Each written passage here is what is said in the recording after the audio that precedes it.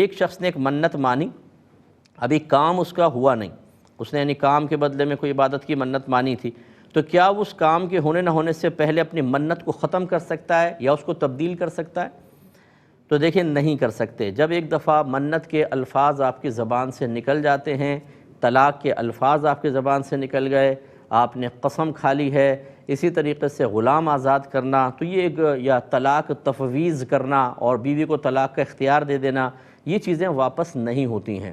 ایک دفعہ زبان سے منت کے الفاظ نکل گئے، مثال کے طور پہ آپ نے 1000 نوافل کی منت مان لی کہ اگر مجھے نوکری مل گئی 1000 نوافل، پھر آپ نے سوچا یار 1000 تو بہت زیادہ ہیں، چلو 500 کر لیتا ہوں، نہیں کر سکتے۔ اب آپ 1000 فکس ہو گئے، اگر آپ کا کام ہو جاتا ہے تو آپ کو 1000 نوافل ہی پڑھنے ہوں گے، اس لیے پہلے سے بہت زیادہ سوچ سمجھ کر۔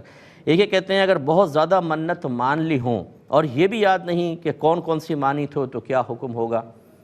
دیکھیں یہ بہت بڑی غفلت ہے اصل میں، جس کو معذرت کے ساتھ جس کو آخرت کی صحیح فکر نہیں ہوتی، اللہ کی گرفت کا صحیح احساس نہیں ہوتا، جس کی نظر میں دنیا کی اہمیت زیادہ ہے آخرت کی کم ہے، وہ اس طرح کے عمل کرے گا۔ یہ منتیں مان رہے ہیں بھول رہے ہیں۔ جس کو خوف خدا ہوگا وہ تو ڈرے گا کہ یار اگر میں نے منت مانی اور ہو سکتا ہے کام ہو جائے، مجھے پورا کرنے کا موقع مل جائے اور پورا کرنا مجھ پہ واجب اور میں بھول گیا تو گناہ گار ہوتا رہوں گا اور آخرت میں اس کا حساب دینا ہوگا۔ اس لیے ہماری گزارش ہے کہ ایسا نہ کریں۔ بہرحال جو بھول گئے اللہ تعالیٰ کی بارگاہ میں توبہ کر لیں، نیکسٹ ٹائم اگر کوئی منت ماننی ہو ایک ڈائری لے لیں، جیسی منت مانیں اس کو لکھیں اس میں اور تاریخ بھی نوٹ کر لیں، اور پھر تاکہ آپ کو وہ بعد میں یاد رہے۔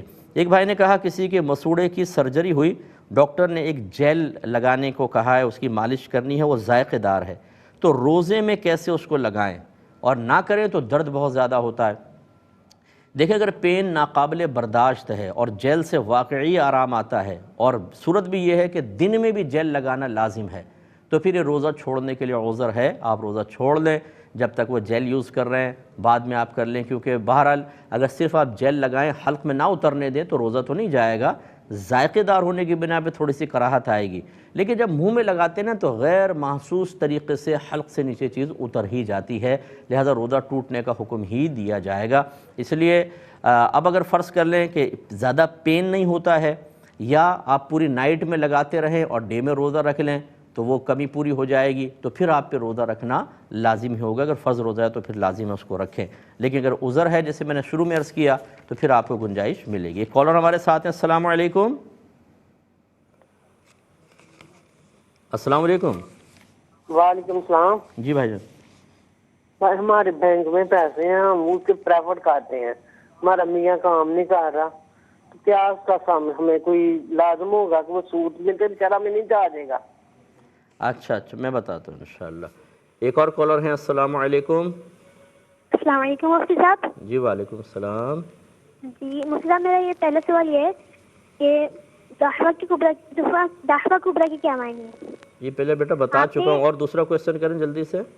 آپ نے کبریٰ کے معنی بتائے تھے، کبریٰ کے معنی بڑا، لیکن دعویٰ کے معنی نہیں بتائے تھے۔ یہ اس وقت کو سمجھ لیجئے آپ، چلیں آگے اور کویسچن۔ اور میرا دوسرا سوال یہ تھا کہ عام طور پر نمازی کے آگے سے گزرنا تو بہت سخت گناہ ہے، لیکن کیا وجہ ہے کہ طواف کعبہ میں گزرنا جائز ہے نمازی کے آگے سے؟ اچھا چلیں میں بتاتا ہوں، ایک مختصر سا بریک لیں گے، ہمیں یقین ہے آپ ہمارے ساتھ ہی رہیں گے۔ بسم اللہ الرحمن الرحیم۔ ایک پہلے کال لیتے ہیں۔ السلام علیکم۔ السلام علیکم بھائی جان، ٹی وی کی آواز بند کر دیں، یہاں 17 سال ہو گئے کہتے کہتے۔ وعلیکم السلام ورحمۃ اللہ وبرکاتہ۔